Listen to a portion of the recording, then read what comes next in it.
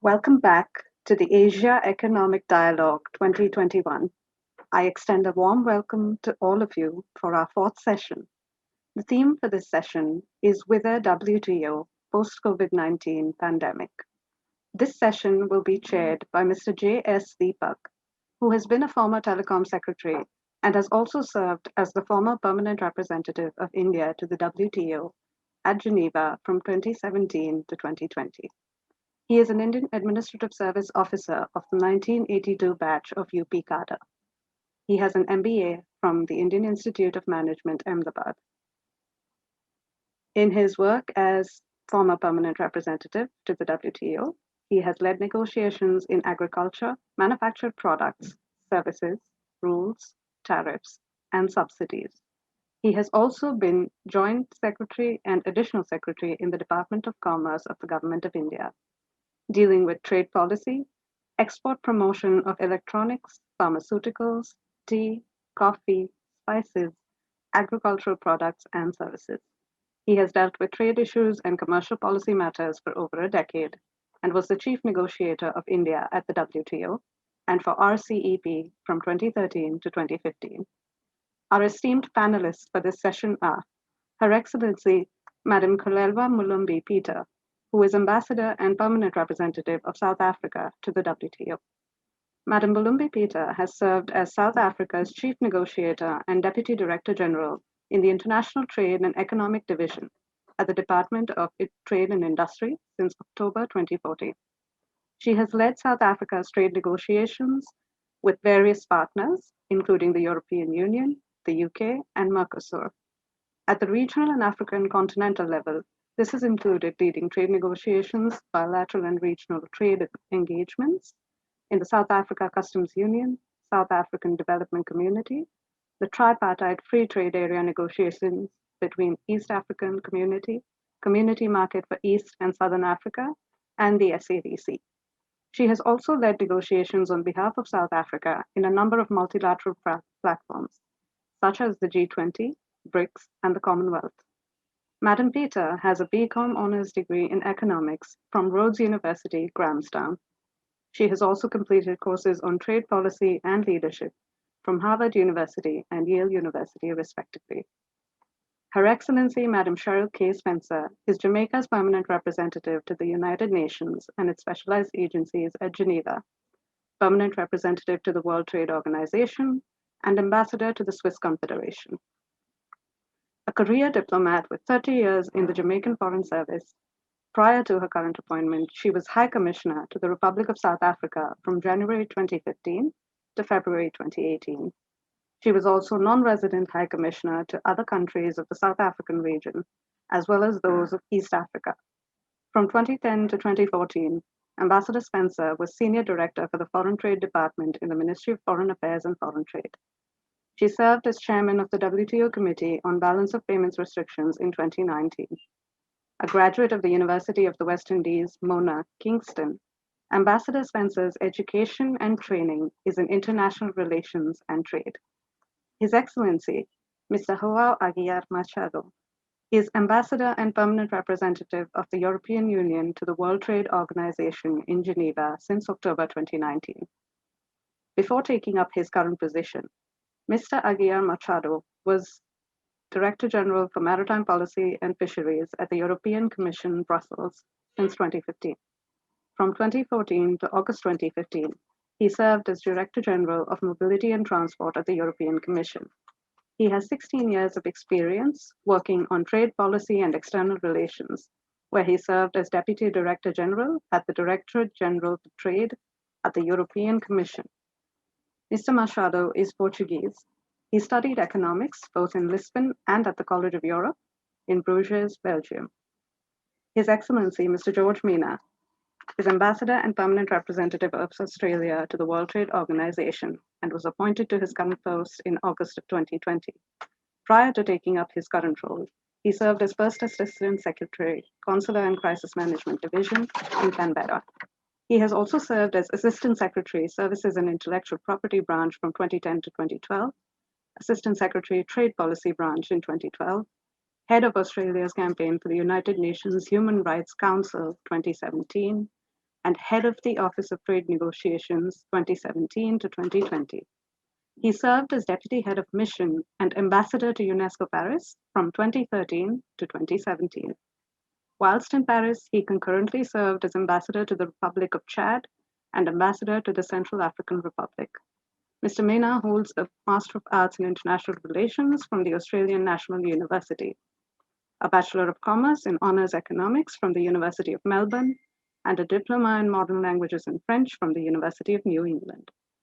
His Excellency, Mr. Brajendra Navnit, Ambassador and Permanent Representative of India to the World Trade Organization, assumed charge in June 2020. Mr. Navnit is a graduate engineer from MNIT Jaipur, who joined the Indian Administrative Service in the year 1999. He belongs to the Tamil Nadu cadre. His areas of interest are economy and public finance. He has worked for more than 12 years in either economic ministries or handling related subjects in the Prime Minister's office. In his tenure with the Government of India, he has worked in the Ministry of Finance's Department of Economic Affairs as Deputy Secretary, Director in the Prime Minister's office, and Joint Secretary to the Prime Minister. Mr. Navnit's experience in subjects related to trade and commerce includes his work on the review of India's various free trade agreements and bilateral investment treaties. He has also provided inputs on various trade negotiations and WTO-related matters. Professor Abhijit Das is the head of the Center for WTO Studies in New Delhi's Indian Institute of Foreign Trade. He has over 20 years of experience in international trade in various capacities, including 5 years in the Government of India. He has participated directly in many multilateral and bilateral trade negotiations, including the Doha round at the WTO and OECD steel subsidies negotiations. From 2000 to 2005, he was a director in the Trade Policy Division in the Department of Commerce. Subsequently, he has worked in the UNCTAD India program during 2005 to 2010 and headed this prestigious UN project for 3.5 years. He has jointly edited the 3 books on WTO and international trade. He is a regular commentator in the media on issues relating to the WTO. At the invitation of international organizations and governments, he has been a speaker on WTO issues in more than 20 countries. He served in the Indian Audits and Accounts Services from 1988 to 2011. I now hand over the floor to our chair, Mr. Deepak.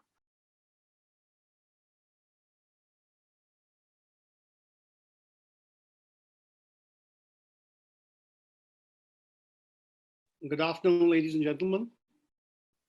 Welcome to this session on Whither WTO post-COVID-19 pandemic, a subject of great importance, especially for the rules-based system of global trade.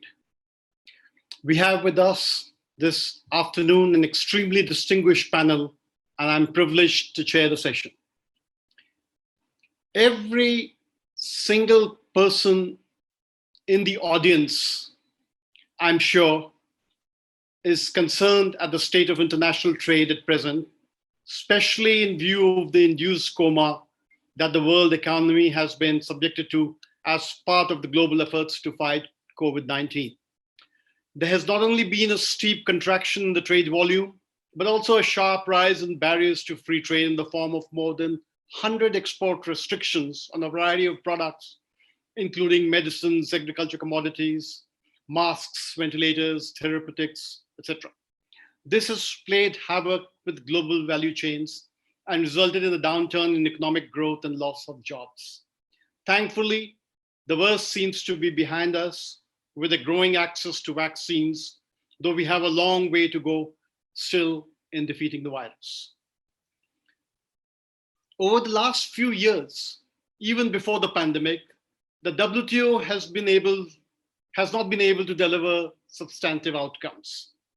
The question arises whether it can continue to provide us benefits like keeping markets open, preventing trade wars, providing a choice of products and services to consumers, and perhaps most importantly, working to ensure that development rides on trade to improve living standards, income, and quality of life, and raise millions above the poverty line. On the other hand, will it become paralyzed by its differences and contradictions? This is a major issue. Today, the WTO faces many challenges. Some of them appear to be existential. The dispute settlement pillar is in complete disarray, and there's not much progress in negotiating trade rules as well. There have been numerous occasions in its short history when it has been in dire straits. But today, rather than preparing for a crisis, the WTO seems to have prepared a crisis for itself. The thought uppermost in everyone's mind is whether the organization, steered by the new Director General, can get its act together and make the most of the opportunities before it. I, for one, do think that the WTO could play a major role in the post-pandemic global recovery. In the interest of structuring today's discussions, let me raise a few questions which the panelists may consider addressing. These relate to some important themes on global trade governance and issues that the WTO is grappling with. One, what do you see as the future prospect and the role of the WTO? Is it facing a possible demise with the rules-based multilateral trading system on the verge of being replaced by plurilateral and bilateral trade agreements? Two, in view of the negotiating deadlock and the WTO's current approach, often described as consensus by exhaustion, will it be possible for it to deliver substantive outcomes, or does it need to look at alternate approaches? In other words, in the case of the WTO, is inclusiveness and efficiency mutually exclusive? Three, what could be the way forward on WTO reforms? An item that has been on the organization's agenda for some time now. And what should be its elements, taking into account also the lessons learned during the COVID-19 pandemic? Four, considering the important role that the US plays at the WTO, how is the recent change in the US administration likely to impact its future, both in its dispute settlement pillar as well as in the negotiating agenda? And five, what could be the outcomes expected at the long-delayed 12th Ministerial Conference? Is there a need to lower expectations to avoid a failure and prevent a backlash against the multilateral trading system? Or, on the other hand, to seek ambitious outcomes in various areas, including fisheries subsidies negotiations, updating the rule book, resurrecting the appellate body, and implementing the reform agenda? Finally, how do you see the future of the development agenda at the WTO and its impact on emerging economies in Asia, including on India? We have, as has been pointed out in the session, a scintillating panel comprising the permanent representatives to the WTO of Australia, the EU, India, Jamaica, and South Africa, 5 ambassadors joining from Geneva, who represent a wide spectrum of views on the WTO agenda, have outstanding expertise and long experience in trade policy and negotiations. They also command a lot of influence in the work of the organization. We also have on the panel today Professor Abhijit Das, head of the Center for WTO Studies at the Institute of Foreign Trade in New Delhi, a former trade negotiator and no mean expert on trade and development, who also writes extensively on economic and trade issues. The stage, therefore, is set for a lively debate on this important issue of public good, and I'm confident that the audience will get a treat in the form of rare insights on the prospects for the multilateral trading system and the WTO, and we will have an engaging, stimulating, and maybe even a provocative session. Before we start, a few words on the structure of the session. Each speaker is expected to make an opening statement of 8 minutes. Thereafter, in the second round, almost in the reverse order of speakers, each will have 2 more minutes for additional comments and concluding remarks, leaving about 15 to 20 minutes for questions from the audience. So, ladies and gentlemen, without further delay, let me hand over the floor to Ambassador Xolelwa, Mlumbi-Peter of South Africa, to kick off the session. Ambassador Xolelwa, you have the floor.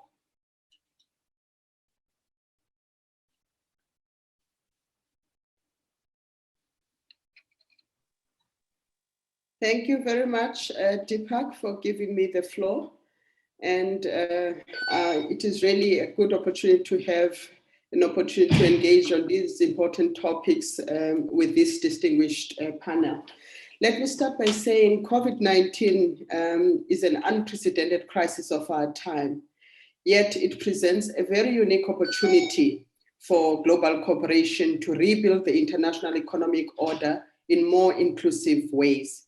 It has also demonstrated quite sharply the interdependencies that exist that require that we address global challenges in a cooperative way. The challenges that are facing humanity are not only limited to the pandemic, but also include rising inequality both within and between countries, as well as poverty and food security, to name just but a few. Therefore, the future of the WTO will depend on its response to the pandemic. And political leadership, as well as will, is going to be quite key. UNCTAD developed in 2019 the principles, the Geneva Principles for a Global Green New Deal. It proposes rebuilding the rules of the global economy towards a coordinated stability, shared prosperity, and environmental sustainability, while at the same time deliberately respecting the space for national policy sovereignty. I think this is the type of agenda that needs serious reflection. Trade is important for global growth, and without a doubt, it can play a part when it comes to global economic recovery. And I think the time is right for a discussion for trade and development nexus. The benefits for trade have been there for all of us, but I think everyone knows that the benefits are not spread equitably. It has also resulted in premature deindustrialization in some of the sectors of our economy that has adverse consequences for many developing countries. And while the Global South has gained a bigger manufacturing footprint through participation in global supply chains, the truth is this story is mostly confined to China and possibly some parts of East Asia. Therefore, the pandemic has highlighted the severe shortcomings in the view that every challenge requires more tariff liberalization or more trade rules. The approach in large measure is responsible for the imbalances that we currently see in global trade and the many risks that are associated with global value chains. Therefore, in light of these developments, it seems necessary to us that we reaffirm our commitment to multilateral cooperation and to avoid measures that undermine or fragment the trading system. But it is important to note that in committing to multilateral cooperation, we must also recognize that the pandemic will have a disproportionate impact on developing countries. Hence, we must acknowledge that our ability to contribute to the common effort varies considerably, given the different levels of development among the WTO members. Therefore, differential treatment for developing countries must remain an undiminished component of the trade architecture. We must also consider the distributional impact of trade and trade rules in the system. Trade should be making a greater contribution to balanced global growth by encouraging and not impeding an expansion of manufacturing capabilities across the world. Therefore, our humble view is that the future of the WTO depends on the ability to promote inclusive growth and development. It must keep development at the core of the multilateral trading system and must deliver on the long-promised development concerns, in particular the outstanding developmental issues in the Doha Development Round. It must address the asymmetries in WTO agreements, with priority being substantial reduction in agricultural subsidies that distort trade. And we must also consider the key policy tools that we need to industrialize and change the structure of our economies. It must continue with the ongoing multilateral mandated negotiations, contribute to economic recovery by ensuring that trade rules support production-led growth, jobs, and structural transformation.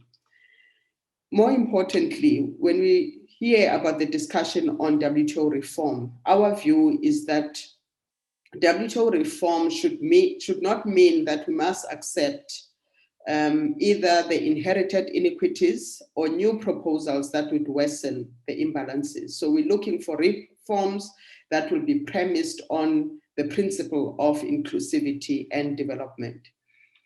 And in coming up with outcomes, we believe that efficiency and inclusiveness are not mutually exclusive, Chair, and we believe that this can be done. But what is required is political will to find balanced and mutually beneficial outcomes.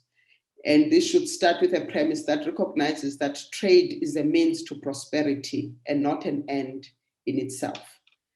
You asked about the plurilaterals. I think it's important to emphasize that the WTO was established as a forum that concerns multilateral trade relations among the WTO membership. We do recognize that members may want to discuss issues informally, and there's nothing stopping that. However, our view is that when discussions turn into negotiations and their outcomes are sought to be formalized into the WTO framework, it must be done in accordance with the rules for amendment as well as decision-making as set out in the Marrakesh Agreement. And there are also systemic and developmental issues that are inherent in plurilaterals, especially if they attempt to subvert established rules and foundational principles of the Marrakesh Agreement, because in our view, they risk eroding the integrity of the rules-based multilateral trading system. They create a precedent for any group of members to bring any issue into the WTO without the requisite consensus. It may lead to disregard of existing multilateral mandates, as well as fragmentation of the system, and to some extent, marginalization of issues which may be difficult, but yet critical in the multilateral trading system, such as agriculture, development, and may undermine the balance in agenda setting, in negotiated processes of the WTO, as well as the outcomes. Then in relation to MC12, we are, of course, extremely excited, Chair, that we have a new DG that will start from the 1st of March 2021. This will herald a new dawn for the WTO in many ways. The immediate challenge, though, is a response to the pandemic and to ensure that we stay true to the Declaration on TRIPS and public health, and ensure that IP is not a barrier to timely, equitable, as well as affordable access to vaccines and therapeutics. Therefore, the approval of the TRIPS waiver will enable the sharing of know-how, data, promote technology transfer that is critical to scale up production across many countries and address the current shortages. It is clear that the existing manufacturers are struggling to meet global demand. Importantly, Chair, the ICC study has found that the global economy stands to lose as much as $9.2 trillion if governments fail to ensure developing country access to COVID-19 vaccines, and they have warned against vaccine nationalism. Therefore, the WTO membership must engage quickly and deliver before MC12 a sustainable solution that will ensure that there is universal access to vaccines and therapeutics. Importantly, Chair, the global economy is struggling.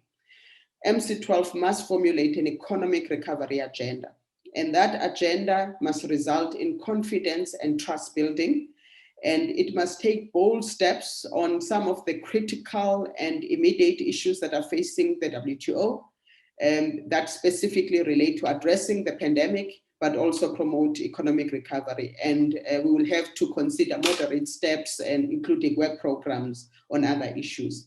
Such an agenda must promote diversification of centers of production from agriculture to pharmaceuticals.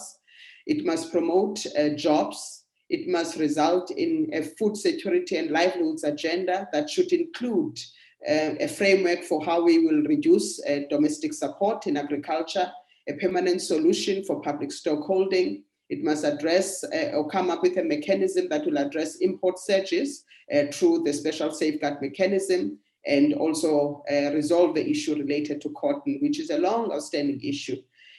Fisheries subsidies negotiation is quite important for all of us, and we need to have a balanced outcome. but it must be based on common but differentiated responsibility. S&D has to be a core element of that, and the biggest subsidizers must make the biggest contribution to an outcome.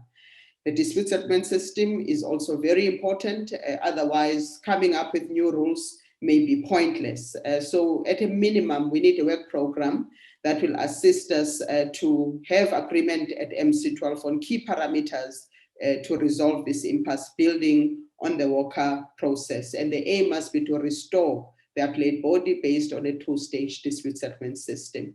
Lastly, Chair, I think it's important to preserve the principles of the WTO. S&D is a critical component. It is recognized in the Marrakesh Agreement so that we are able to effectively integrate developing countries in global trade. That principle must be reserved, and it is fundamental for an effective and equitable multilateral trading system. Consensus decision-making is also critical. I thank you, Chair.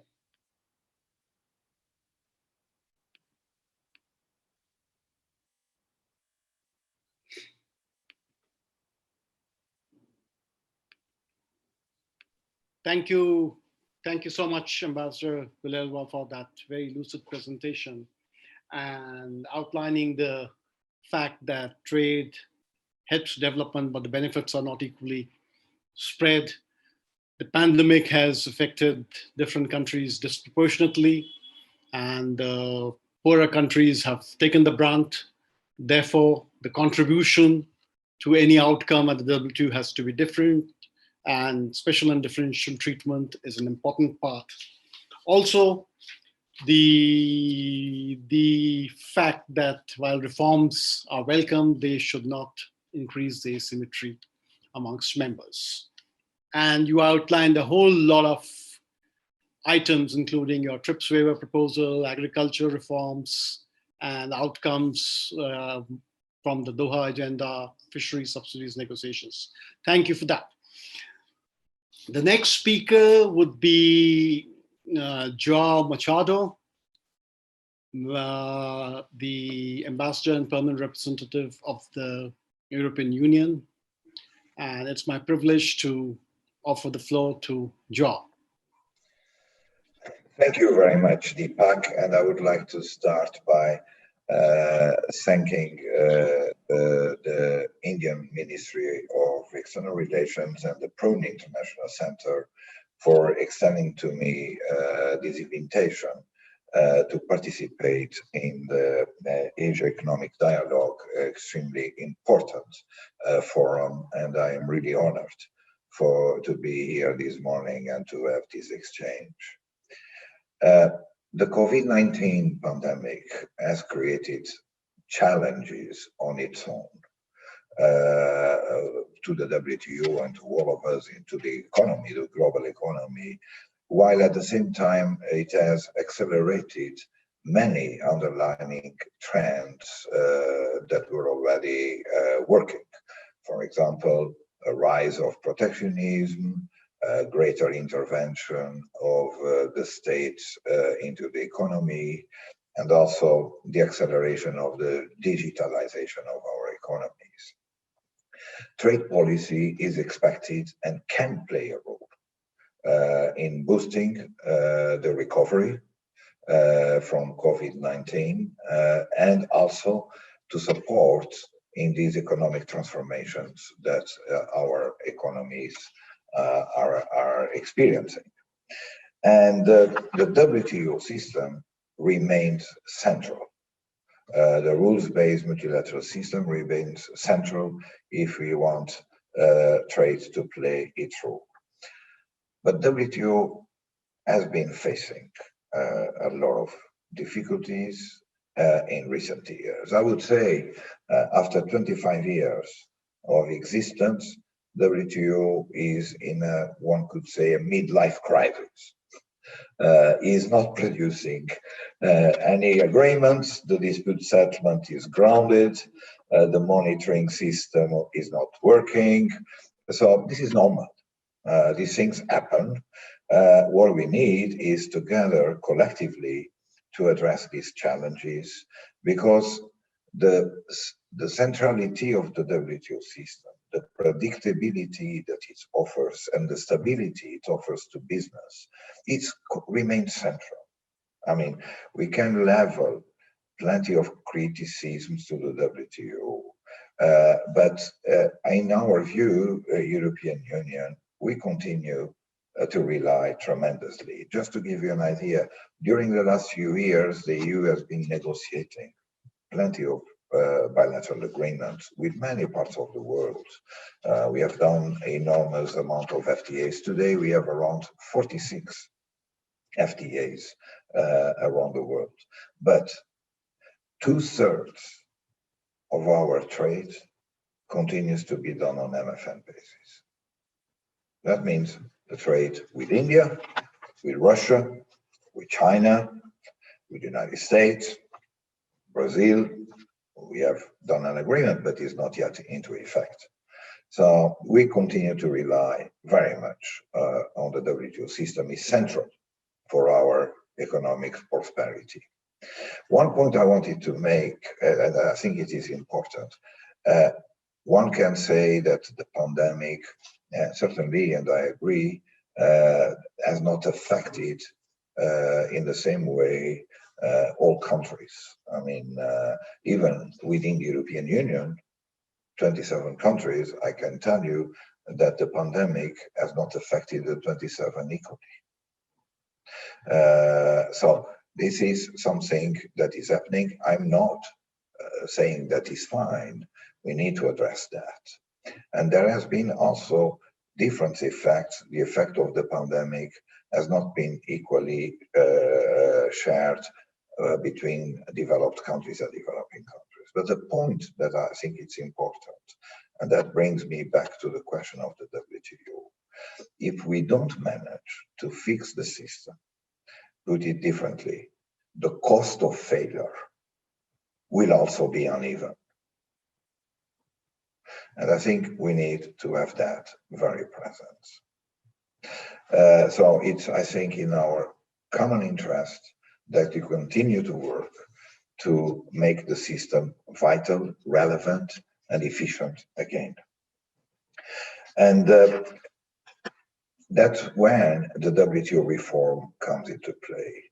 The three functions of the WTO, negotiating, dispute settlement, and monitoring, as I said earlier, they are not working as desired.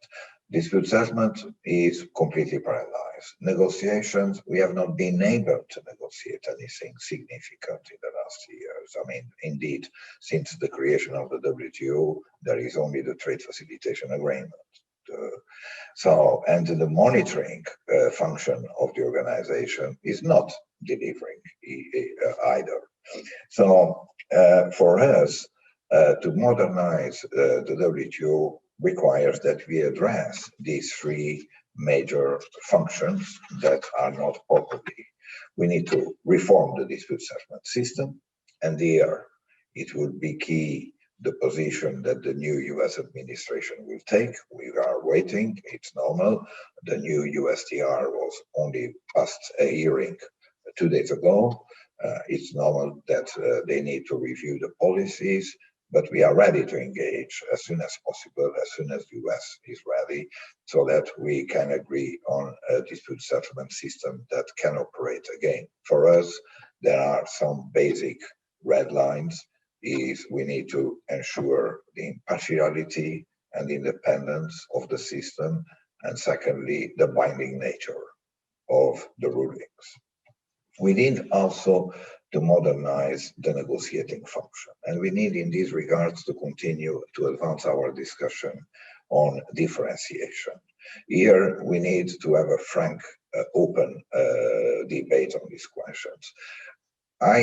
We cannot pretend that developing countries want to be integrated into the multilateral trading system, while at the same time sitting at the margins of that system by not taking sufficiently obligations.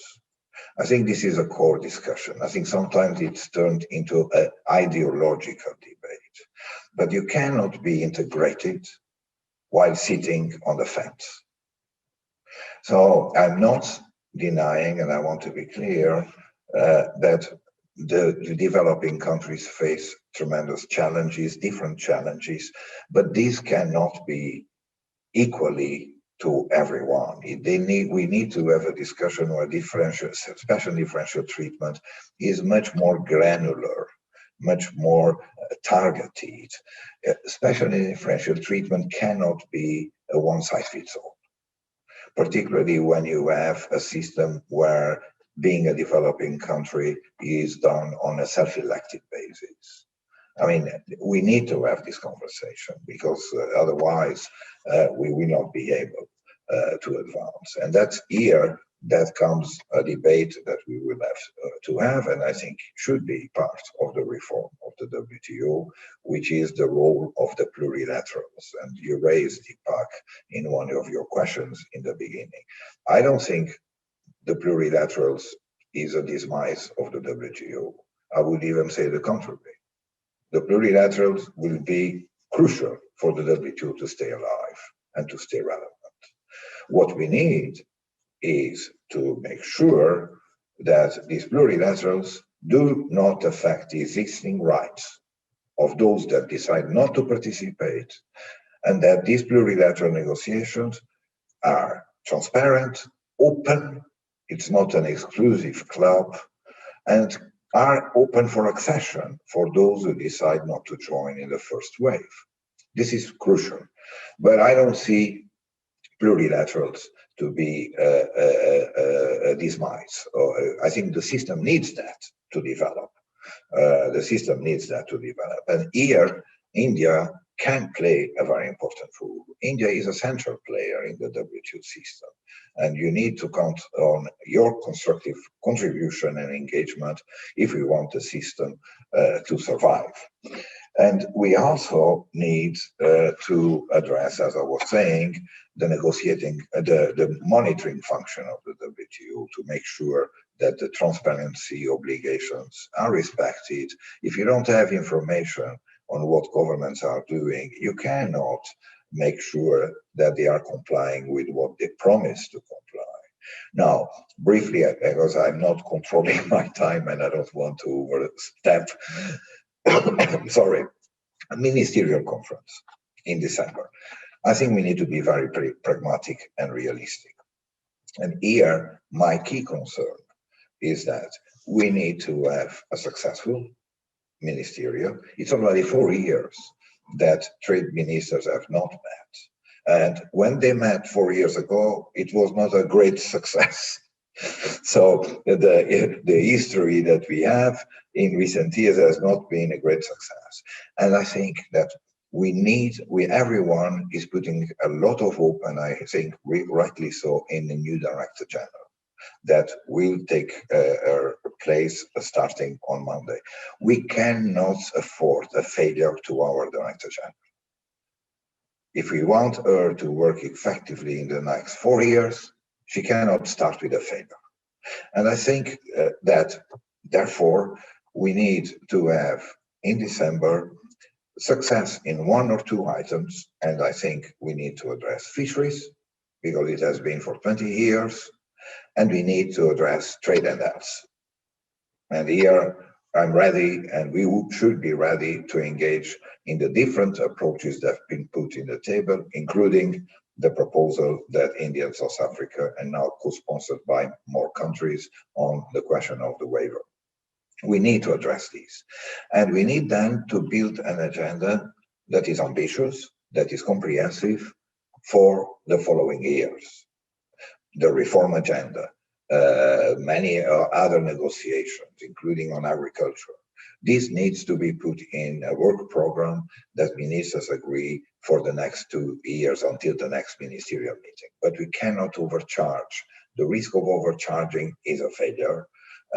And I think we will be doing a disservice to the new Director General and to the system. So I would stop here because I think I've already overgone my time. But again, I want to thank you very much for this opportunity. Thank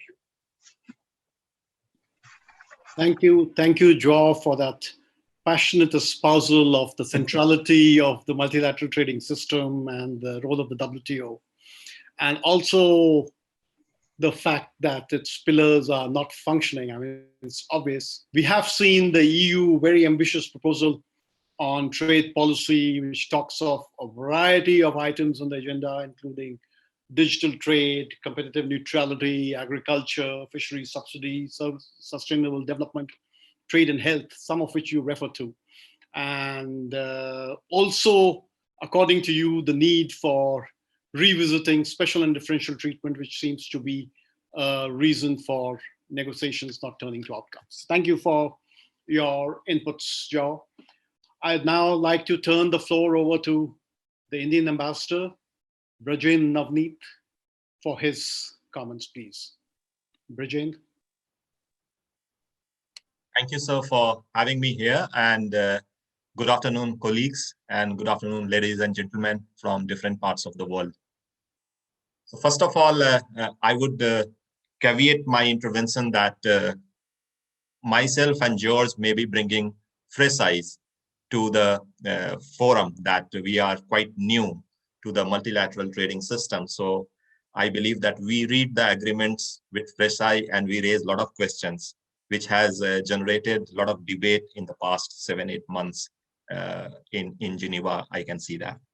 So first of all, let me start on a positive note that this talk of demise and multilateral system dying, let me put two things which partially João has also mentioned. World trade today is of the order of, let us say, $20 trillion world trade annually. It may have gone down due to COVID in 2020, but I believe that it will come to the baseline thing, which is about 25% of global GDP. And bulk of it is done under the MTS framework. So what we look at from the expectations prism, that what delta we can bring in the existing trading system. But we very conveniently forget that the existing system, the rule-based system with the monitoring, negotiating, and dispute settlement function has covered almost 25% of global GDP year after year. And it is increasing even with a lot of plurilaterals or bilaterals agreements taking place. So as committed soldiers of rule-based multilateral trading system, which India is, let me first say that we are not thinking that it is the demise of multilateral trading system. We must strive to do better. And while striving to do better, we must preserve the basic objectives and principles of multilateral trading system. So that brings me to the second point, and I always like to quote from, take out the phrases from the preambles of the Marrakesh Agreement, which actually has established the multilateral trading system. Now, if you see that those phrases again, if we read with fresh eyes, you will think that these were not written in 1994 or 1995. Due to COVID, these phrases are even more relevant today than it would have been in 1994 or 1995.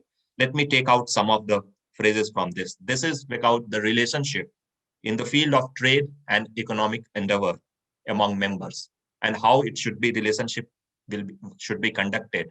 It should be conducted with a view to raising standard of living and ensuring full employment. Now, none of us will disagree that these two prime objectives, that ensuring full employment post-pandemic or during pandemic and raising the standard of living, has not lost its relevance, and much more is desired to be done. And certainly trade is a means to do that. Now, while allowing for the optimal use of world's resources with the objective of sustainable development, protect and preserve the environment, again, everyone will agree that in a multilateral trading system also, that all these things of sustainable development, preserving and protecting the environment, and while doing so, it says that it should be in a manner consistent with respective needs and concerns at different levels of development of different countries. So the catch here is that we may talk about sustainable development, we may talk about preserving environment, but then we sometimes conveniently forget that different economies and different countries are at different level of development, and therefore their needs and concerns must be addressed, and it should not be counterproductive for them. It talks about need for positive efforts. That is what it is missing. We all talk about what are you wanting to get. No one is talking about what are we willing to put on table. That what are we willing to, from our stated demands, we are willing to climb down in order to have positive efforts, and particularly for developing an LDCs, so that, again, quoting from the phrase that they should secure a share in the world trade. It says that secure a share in the growth in global trade commensurate with the needs of their economic development. And this is very important phrase, that it very clearly says that their proportion in global trade is not optimal yet. And therefore, in the growth of world trade, they should get the greater share of the pie while trade will be growing. The next point, what I would like to say that it was designed to have reciprocally mutually advantageous arrangements. And what was there for that? Substantially reduced tariff and other barriers to trade. Now, see the imbalance here, that while everyone will agree that there are substantial reductions in tariffs, particularly from developing country sides, because they started with high base. But no one is talking about what has happened to removal of barriers to trade. And here I am talking about particularly agriculture, that countries who started with very large aggregate measures of support entitlements, they continue to enjoy the same entitlements in the form of subsidy to large farmers. Whereas developing countries followed the agreement and they reduced the tariff. So you have this bargain that the countries who were at higher tariff were asked to bring down the tariff, and the countries who are giving higher subsidies to their farmers, they continue to do so while tariff has gone down. So this has created a lot of imbalance. Now, I have hope that we can have a more viable and durable MTS, and therefore it takes me to the functions of the WTO. Here I want to bring out a couple of points that it is ministerial conference was written to be taking place at least once in every 2 years. The phrase used was at least once in every 2 years. I strongly feel that somehow the diplomats and bureaucrats had taken over the system, and they want to keep the political leadership slightly away.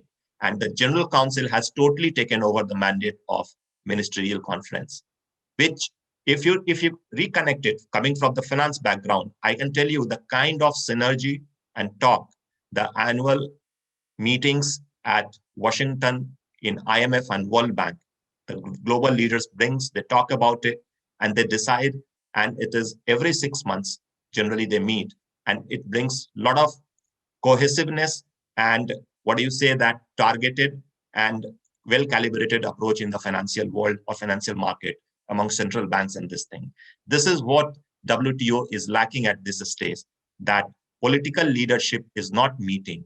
Thanks to our approach of having ministerial every 2 years, incidentally this time, even during a pandemic, for 4 years, we have not allowed political leadership to meet, which could have been done at different places. So therefore, my suggestion on this is that if we can go ahead and start having more frequent interactions with political leadership, because all of us will agree that most of the calls are to be taken by the political call. It cannot be settled by diplomats sitting in Geneva.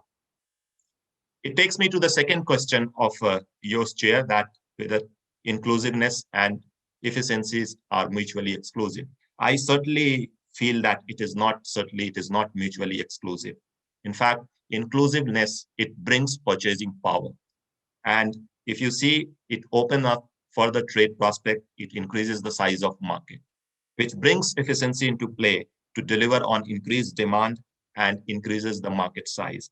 If you look at, for example, India, we are going to be $3 trillion economy this year, that is 2021, 2022, and the fifth largest economy. We have become fifth largest economy by following inclusive growth principle. And that is how it has created the market size. And then everyone is looking at India as a very attractive destination as the market size. And that brings efficiency into play, that if you want to have market share, then you have to be efficient. So therefore, I don't think that having inclusiveness is in the way of going towards efficiency.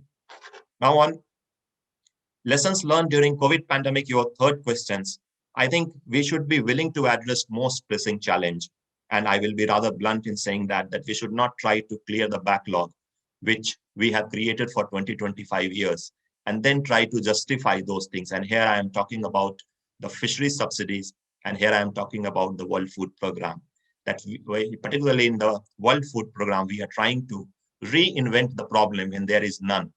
In fact, what World Food Program, if you talk to their officials, they need is the financial resources. They have not faced any problem during last 5 or 10 years where they have not been allowed to procure in a particular country, and it has hampered their operations. But just to show that we want to have a multilateral agreement, we want to have a multilateral output, and we can pat our back in Geneva that we have delivered on one multilateral output, we are trying to push that. And at the same time, we are not willing to look at a holistic food security package for all countries. That gives a very sad, brings a very sad state of affair, that something done on the dole side, that someone coming and help you is fine. But if a country through public stockholding or public intervention, public authorities interventions are trying to have food security in place, they are not allowed to do that in the names of rules and this thing. So what I would suggest that in learning from COVID pandemic is that we must diversify. We must not allow the global supply chain to be concentrated in one area. And that brings me to the Atmanirbhar package of Government of India in the recent 1 year, that is self-reliance. It is not at all contradictory to the free trade market. It may be sounding contradictory to the pundits who are talking about free trade for last 25, 30 years. But certainly for a newer generation, this doesn't mean that it is counter to the free trade principle, because if India can make for itself, India can make for world. And it is actually what you talked about, the efficiency. It improves the efficiency and it brings new players in the market of trade. I will jump the question 4 and go to question 5 with expectations from MC12, which is, I agree with my previous speakers that we need to moderate our expectations. We need to live in real world. And the balanced agenda, which we have started discussing kind of in Geneva, that we should moderate the expectation and we should have 3 parts of it. I think George is a great votary of that we should put it into 3 buckets, that where to have outcomes, where to have continued negotiations, and where to design a new work program. So we are working on it, and certainly we will have something. But let me, before MC12 outcome, I think TRIPS waiver, Xolelwa has touched upon, João has also touched upon. This is if we fail in the next 1 or 2 quarters on not delivering on that. Let me tell you, it is not only the question of equity. We are coming in the way of global growth and livelihood. It is not only that we are coming in the way of life. And it's a very simple economics that for a commercial interest of, let us say, $30 to $40 billion of annual vaccine output of few companies, we are coming in the way of $6 to $7 trillion of global GDP output in 1 year.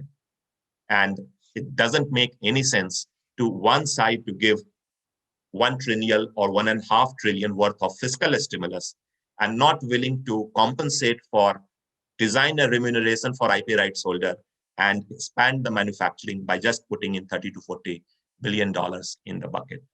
So this TRIPS waiver thing is certainly on the priority agenda. Food security I had talked about. E-commerce, certainly it is not the case for the rule. Time is not right for rule making. Let us be very clear. And in fact, I'm glad that Australia has taken the stand, which even though Australia is actually the coordinator for the e-commerce program, but if you see something, what has happened in the past 1 month in Australia relating to the tech giants, the way they have handled them, it is commendable. And I think countries will learn how to move about in the e-commerce field in this aspect. The last questions of the future of the development agenda. I think SNDT, we always say SNDT, but I have a slightly different thing. to share here on special and differential treatment. And again, this I am telling because of the public finance background, that if we are able to link special and differential treatment with outcomes like we used to do in negotiated loans from IBRD or World Bank on structural adjustment loan, what they used to call during those days, where you had those performance metrics, and these performance metrics actually helping the states in India or in different parts of the world to become more competitive, and they were able to do a lot of reforms in across the fields, and it was allowing the efficiency to come into play. So in the similar manner, if something could be thought about that we can design special and differential treatment, which is actually taking the countries forward in a time-bound manner from 5 to 10 to 15 years, something like that, so that they become more efficient, more competitive, and they become integrated into the multilateral trading system as an active players.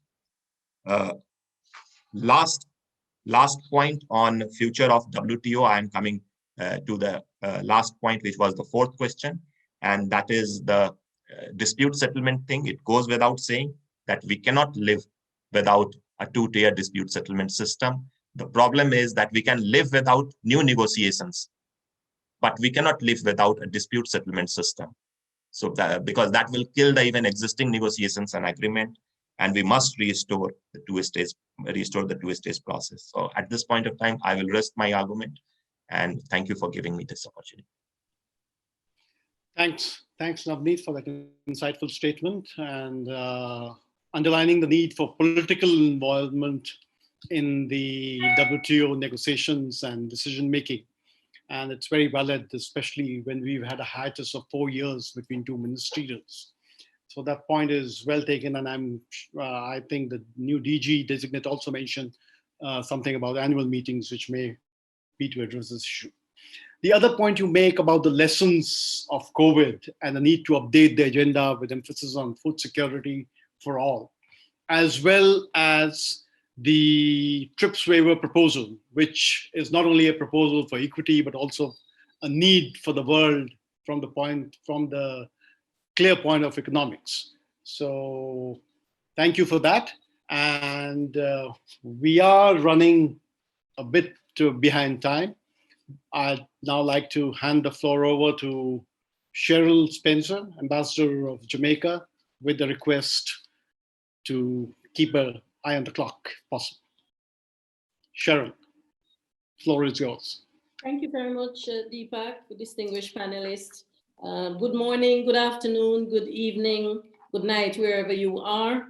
Let me begin, Deepak, by expressing how honored we are to be participating in this very, very important panel, and how timely this and fitting this topic is in light of the unprecedented challenges facing the multilateral trading system.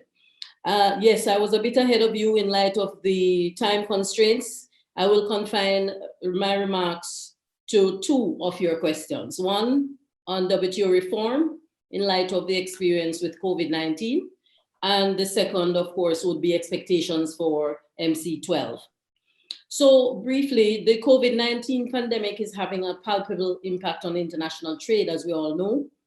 The WTO predicted a 9.2% fall in merchandise trade for the year 2020, but expects growth in 2021. UNCTAD projects a 15.4% fall off in 2020 compared to 2019, which would make it even bigger than the 9.5% fall in services trade following the global financial crisis. So we have seen WTO members resorting to trade restrictive measures to manage the fallout from the pandemic. Developing countries and LDCs are disproportionately affected, as has been mentioned by some of our panelists already. We are less able to provide the economic stimulus packages to keep industries afloat.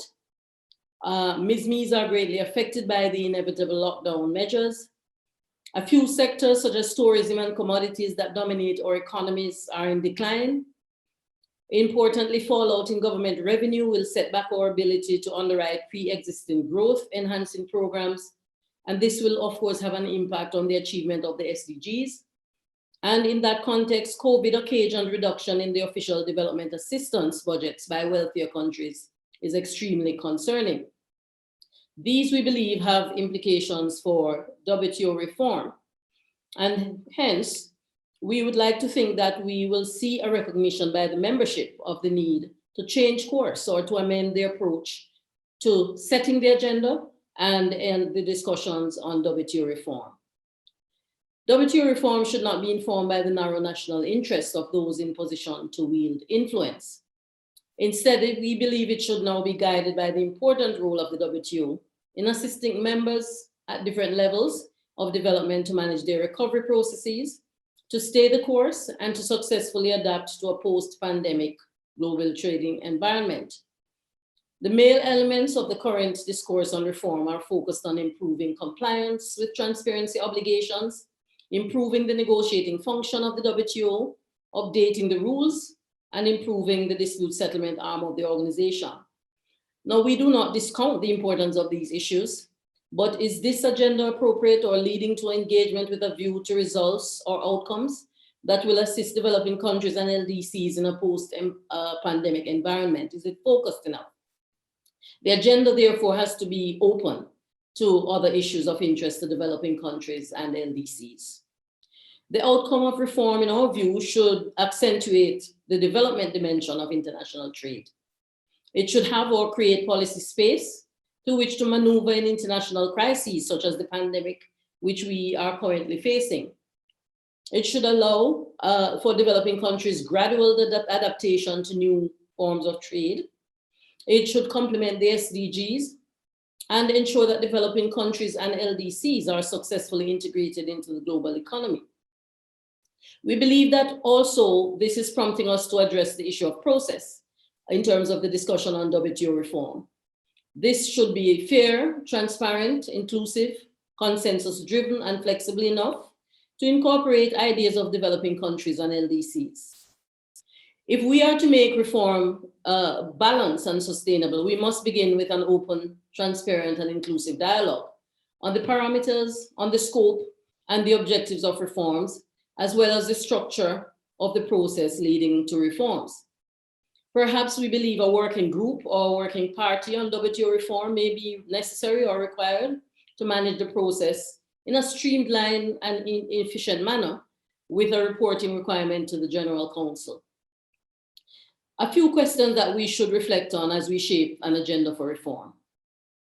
While not necessarily seeking the creation of a new category of members, how do we ensure that WTO rules accord enhanced special and differential treatment to the WTO's smaller and more vulnerable members, especially in light of their vulnerability exposed now by the impact of the pandemic on these countries? A dialogue is needed on the nexus between the implementation of the Doha Development Agenda and the discussions on WTO reform, with a view to ensuring that the interests of all members are taken forward and not the interests of a few. Are we satisfied with current rules maximize the opportunity for greater alignment between the WTO work program and the UN Agenda for Development, including the SDGs? If not, how do we use the WTO rules to incentivize and, where necessary, sanction greater alignment?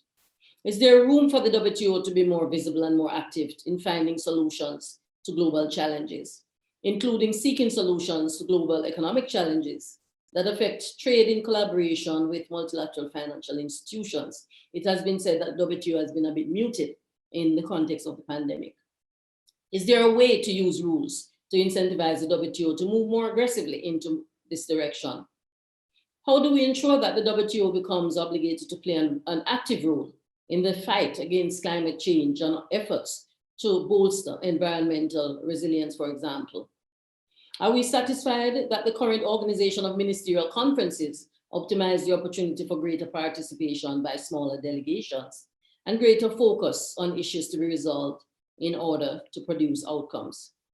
Perhaps it's also a time to embark on an initiative aimed at ensuring greater representativity in the staff of the Secretariat based on, for example, gender and geographical representation. We now have a new WTO Director General in the form of Dr. Ngozi Okonjo-Iweala. She's someone with significant experience and extensive knowledge of the multilateral economic landscape, international development, and international crisis management. And so we look forward to her bringing those assets to the WTO as it is badly needed at this time. Now, in terms of MC12, which there have been many comments made on that, and we believe there's a need for it to be targeted and for us to seize the opportunity. And also bearing in mind the important comment made by one of the panelists about making sure that the success and the momentum of the new DG is assured. I believe ministers should adopt a framework for WTO reform that outlines the structure, the process, and a flexible enumeration of the issues to be included in a reform package agenda. I believe a program for the WTO to facilitate access to vaccines, therapeutics, and other items needed to prevent, contain, and treat COVID-19 should be agreed by ministers. An outcome on fisheries subsidies that is in line with the mandate of SDG 14.6, as reaffirmed by ministers at MC11, and I believe that was mentioned by colleagues. A package on agriculture. I do expect that package would include at a minimum how to remove trade distorting domestic subsidies, particularly final bound total AMS, and how to ensure that green box support does not affect trade. An outcome on PSH and export restrictions that is in line with food security objectives should be included. A future program for market access would be necessary to address issues such as tariff simplification, preference erosion, tariff escalation, etc. The fiscal imbalance caused by the pandemic puts us in a position to ask ministers to take a decision on the role of the WTO in the nexus between trade, debt, and finance. And this should be an important part of any MC12 package. There should be a ministerial pronouncement on trade and environment, given the impact of climate change in on our trade capacity. And in fact, now when we see the double whammy, many of us, of climate change and a pandemic coming together. So Deepak, I'll close and I'll stop there now, as there's a lot of work ahead of us, as we have outlined this afternoon, as MC12 draweth nigh. The voices of developing countries and LDCs should be heard in the reform discussion in order to share the long-term trajectory of the organization and in our favor as well. Our collective focus should center around making the operations of the organization transparent, inclusive, rules-based, development-oriented, capacity-enhancing, and I should add, adaptable to the evolution of international trade policies and practices. I'll stop there. Thank you very much, because we have already had some rich inclusion in this context. Thanks. Thanks, Cheryl, for outlining the very critical issue of the need for balance in the reform agenda, as well as outlining the kinds of expectations that you have for the MC12. Representing the ACP, coordinating the ACP group, and representing a lot of small countries, I suppose, you make the very valid point that there has to be something for everybody if there has to be an agreement. Thank you so much for your statement. I believe our chair is having a few technical issues. Could I invite His Excellency, Mr. George Mina, to please comment on the same template of questions that Ambassador Deepak started with? Thank you very much, Junada. Look, I'm very happy to continue the conversation while we get our friends back online. This is one of the challenges of these virtual formats, so glad to see you back there. Look, I'll start by just saying it's a huge honour for me too to join this distinguished panel, and I want to thank Pune International Centre and of course the Ministry of External Affairs for inviting me to participate. There we go, we've got a couple of our colleagues back. The first couple of things I'll say is simply that the stability that the WTO provides is absolutely essential for the success of the global economy, for development, but also for our recovery from this crisis. And as my Foreign Minister, Maurice Payne, the Honourable Maurice Payne, said yesterday at the opening session of this very conference, openness is a critical part of a resilient global recovery. Now, I just want to focus in, given the time constraints, on two of the issues highlighted by Deepak at the start of this session.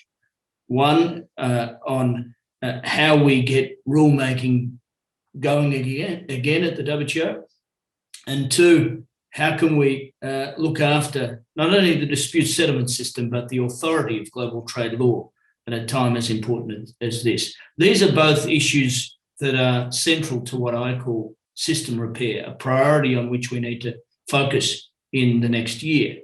On rulemaking, it's been clear for some time that we need a new approach to driving rulemaking at the WTO. And of course, we've got rulemaking projects, as Xolelwa and others have talked about in relation to agriculture, fisheries subsidies, but in a range of areas relating to the realities of the modern global economy, rulemaking is really overdue. And they include issues like e-commerce, they include issues like services, which of course before the pandemic had been the fastest growing area of world trade. So it's against this background that some WTO members, in fact a very large proportion of the WTO membership, around 2/3 are involved in some way or another, have adopted rulemaking projects in the guise of these so-called joint statement initiatives, the plurilaterals. And Australia's been particularly active in the two that I've mentioned, e-commerce and services. Now, I won't go through the merits of those projects or the history of multilateral efforts. We just don't have a lot of time here on this panel. But what I will say is this, that plurilateral rulemaking has been the predominant form of rulemaking in the WTO system over 8 decades. It's not an aberration. It's not an exception. It is, in fact, the central form of rulemaking that we've used. And since the Uruguay round, in fact, WTO members have also negotiated a number of plurilaterals, including on financial services and on telecommunications. And over time, an increasing number of WTO members are seeking to sign on to these additional obligations, and it demonstrates the usefulness of this form of rulemaking. So I will agree with my colleague João that it is a central feature of WTO reform to see rulemaking started again, make sure that these are the initiatives that drive rulemaking again, as long as they are open to all WTO members to participate. And of course, a number of developing countries are doing so. And as long as it contributes to the vitality of the WTO system, which I believe they do. The second point I wanted to make, Deepak, and I'm sure we'll get you back soon. The second point I wanted to make is really the importance of the authority of global trade law at this time. There's clearly been a matter of some concern in recent years, and part of the challenge we've been facing to the stresses on trade law have been felt in some of the major capitals in the world, not in Geneva. The way in which state practice deals with observance to WTO law has a crucial impact on its continued relevance or authority. So we need some of those major powers to continue to respect the authority of global trade law through their own behaviour. At the same time, Geneva makes a big contribution. It makes a big contribution to the machinery of dispute settlement. We need to get it back in health. And the major problem, of course, we face at the moment is the current inability of the appellate body to hear appeals, which has been the case since December 2019. Now, the ability to hold members accountable to their obligations is a core element of the multilateral rules-based trading system, and it benefits every single one of us. I think every speaker who's spoken today has emphasised this point. We need the stability, the enforceability, and the predictability that provides. Now, if members can't exercise their right to review, disputes are left in limbo, and the idea of binding dispute settlement itself is undermined. So it's crucial that we work collaboratively, flexibly, and rapidly to restore functioning two-tier review at the WTO. We, Australia, are open to looking at the necessary changes that are required to get the appellate body back in health. And ultimately, if the system is working, disputes and appeals are being heard, we will have the kind of enforcement that Xolelwa said at the outset was necessary to ensure that the respect for future rulemaking efforts is there. So that's a very good thing for countries that are small, medium-sized, and don't have power to use in the exercise of their interests in international economic relations. So that is something we should put as a very high priority in our efforts on system repair. So I'll just limit myself to those 2 points, Deepak, given the short time constraints, and happy to take any questions. Thanks very much for the opportunity. Could I request Dr. Das to please provide his comments? Thank you. Good afternoon, ladies and gentlemen. At the outset, let me thank the Pune International Center for organizing this very exciting panel and inviting me to be a part of this. I do feel privileged to be in midst of ambassadors and former ambassador to the WTO. They have the insider knowledge. I am only an outside observer. I would be stating the obvious if I were to say that for any system to survive, it has to be relevant and its members must have a stake in it. In the path to MC12, we need to have an honest reflection on what bedevils the system, diagnose what has led us to where we are, and what can we do to repair the system. In my few minutes, let me give some prescription in order to make MC12 a success, and we cannot do without a success at MC12. In my view, the most important problem afflicting the multilateral trading system at this juncture is lack of trust amongst membership, as well as lack of confidence in the system. All of us know what happened at the Nairobi Ministerial Conference. All of us also know how issues of interest to developing countries normally do not get the due recognition, do not make progress, whereas many other issues perhaps gallop at a fairly fast pace. That has to change. If all the WTO members have to have a stake in the system, then irrespective of the economic size, the political clout, or the share in international trade, equal priority has to be given to interests of all the members. We cannot do without that. And in the road to MC12, what must the WTO members do in order to build trust amongst each other and build confidence in the system? My prescriptions are the following. First and foremost, as soon as possible, and certainly within the next 1 month, the TRIPS waiver proposal must be agreed to. That will go a long way in giving confidence to the WTO membership and to our public at large that WTO is an organization that is responsive to the most important challenge of the day. If we leave this issue at the wayside, or if we leave the issue of TRIPS waiver for the Ministerial Council to decide, then I'm afraid it would be too late and too little. We just cannot afford to do that.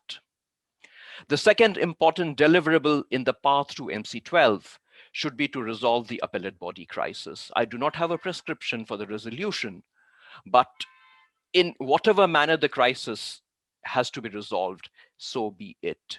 Ideally, we should resurrect the two-tier system. That is the way forward, but it's for the membership to decide how to handle this situation. A third important deliverable prior to MC12 should be on the issues for which we already have a built-in mandate of the Nairobi Ministerial Declaration. In particular, the issue of public stock holdings and special safeguard measures. If we are able to resolve these issues before MC12, then certainly we should expect the membership to engage more constructively at MC12. What should be the agenda at MC12? Let me quote a statement. WTO is not a global government with the power to order new laws on various issues, including environment and labor. Lest any of you think that this is a statement made by an Indian ambassador or an Indian minister, perish the thought. This statement was made by Mr. Robert Zellick after the collapse of the Seattle Ministerial Conference. And I think this really embodies the way forward. If we are going to overload the system with new issues, then that would be a recipe for disaster. Let's make no mistake about it. That is the very important lesson that we must learn from the past almost 20 years of the experience of the Doha round. If we put in too many new issues, let's forget talking about a viable multilateral trading system. This should be the time for consolidation. This should be the time to resolve all the outstanding issues that were part of the Doha round. That should be the way forward. I would like to make just two more points on the issue of plurilaterals. Plurilaterals were certainly the way the GATT worked. But seeing the shortcomings of a fragmented multilateral trading system, it's important to remind ourselves what the Marrakesh Agreement says. In one of the recitals of the preamble, the members resolved to develop an integrated multilateral trading system. I'm emphasizing the word integrated. That clearly shows that plurilaterals really are not the preferred way forward. In case set of members want to go down the plurilateral route, then that has been provided for exclusively by consensus. That must be respected. A final point I wanted to make was on differentiation and graduation. Certainly, honest reflection, a sincere dialogue on this issue is absolutely necessary. We cannot run away from it. Let's also realize why SND is there. Again, I would just like to go back to the GATT text, which provides the rationale. The GATT text recognizes the difference in standards of living between developed and developing countries. I'm afraid the difference in standards of living which existed in 1964-65, has it been bridged? I don't think so. And if that hasn't been breached, then certainly there is a relevance for continuing with special and differential treatment. If we are to think of new disciplines in this area, then the right way forward should be a two-step approach. There are multiple provisions in different agreements which are reverse SNDT, starting with the AMS entitlements in Agreement on Agriculture or SSG in Agreement on Agriculture to the OECD arrangements on export credits and subsidies agreement. Can these rules be made more fair? Can the reverse SND component in these rules be removed? Subsequently, or maybe in parallel, one could think in terms of looking at how to address the problem whereby large economies with large GDP but relatively low per capita income can participate, can get fully integrated. And there my suggestion would be the following. Can we look at some criteria which takes into consideration not the absolute GDP, not the absolute per capita GDP, but GDP of a country in relation to the GDP of the largest economy, similarly per capita GDP of a country in relation to the largest economy. And can we fix criteria based on these two parameters? There could be multiple ways of doing it. This could be a viable way forward for resolving this problem of SNDT. But for us to go down this path, it is absolutely essential that the reverse SNDT, which exists in multiple agreements, are made less asymmetric, are made more balanced. That should be the way forward. Thank you, Chair, and I'd be very happy to engage in question and answers. Thank you to all our panelists and to our audience for their patience while we come back with certain technical issues. We have our chair back online, and as soon as we have him back up, we will be taking the discussion forward. Sorry for the glitch because of a grid failure.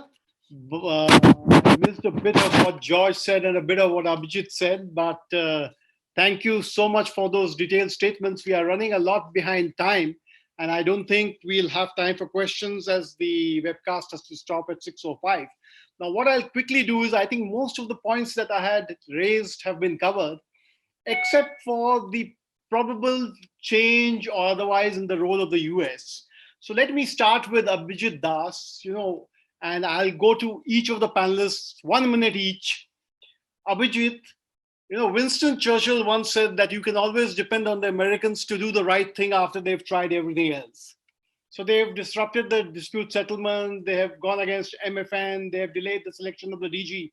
With the new administration, do you expect a different approach from the US at the WTO? At the risk of sounding like a Trump supporter, let me state that when it comes to international trade, what we are likely to see under Biden administration is going to be a continuity, more of the same.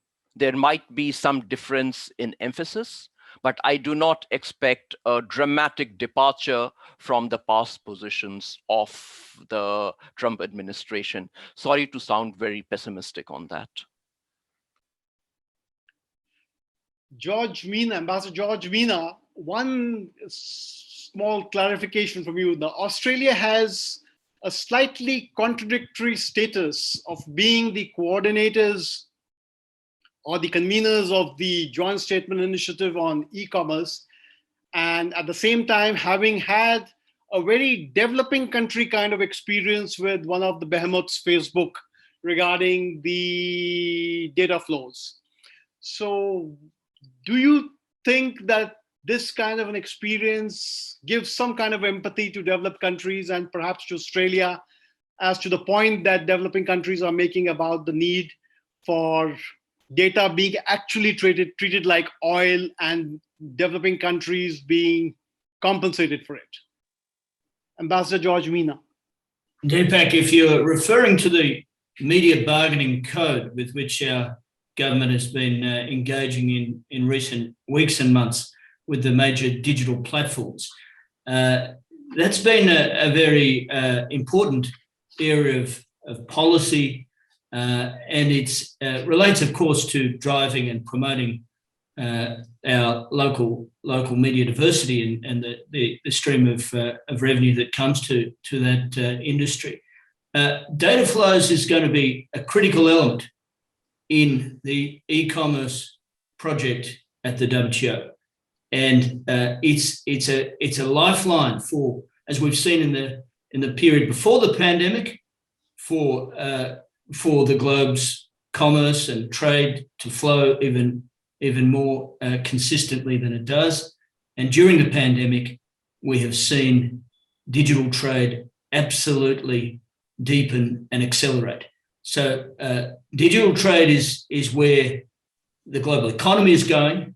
It's where rulemaking, therefore, also ought to go. And it's really important that we support our private sector in making sure it's got consistent and coherent standards against which to apply. That doesn't, Deepak, detract from important traditional subjects on which many of my colleagues have spoken today, such as agriculture, where there's a requirement for us to get a little bit more justice back into global agricultural trade.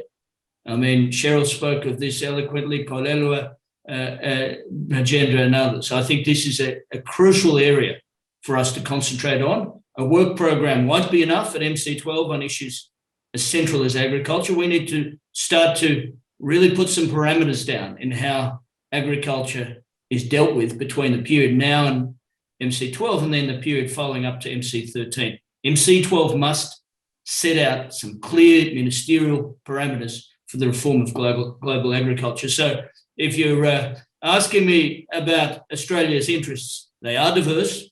I don't think they're contradictory. And we're simply looking for openness and fairness right through the global economy after this pandemic. Thank you, Deepak. Thank you, George. I've been warned that there's 2 minutes time left for the session to expire. So I'll use my prerogative as the chair and try to conclude some of the points that the very distinguished panel has made. Obviously, WTO is at the crossroads, several difficult challenges which can derail it, but it's a public good of enormous value, and that's why most countries do believe that it needs not only to be protected but also to be promoted. The fact that it needs to perhaps be more effective and inclusive, and the panelists identified that there is nothing contradictory between the two, that's something which is reassuring.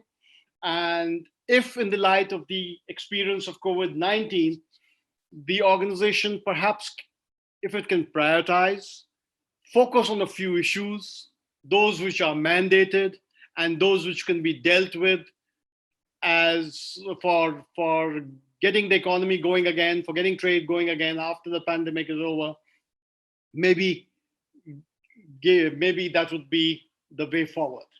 With that, let me hand over the floor back to the organizers, and my profuse thanks to the very distinguished panel for addressing a very important and difficult issue. Thank you all. Thank you to all our panelists who took the time to share their insights with us.